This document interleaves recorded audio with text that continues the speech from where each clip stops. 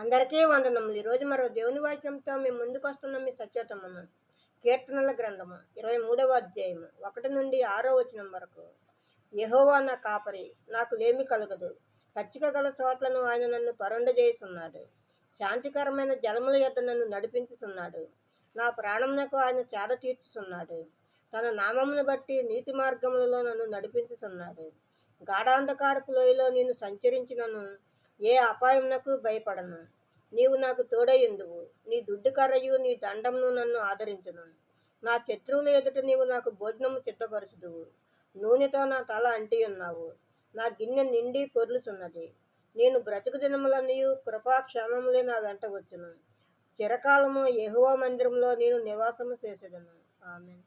మరో దేవుని వాక్యంతో రేపు మీ ముందు ఉంటాను. అందరికీ శుభరాత్రి. మన ప్రభువును ప్రియరక్షకుడైన యేసుక్రీస్తు కృప, కాపుదల, రక్షణ, ఆశీర్వాదము మన అందరికీ ఇప్పుడు ఎప్పుడు సదాకాలము తోడై ఉండును గాక. ఆమేన్, ఆమేన్, ఆమేన్.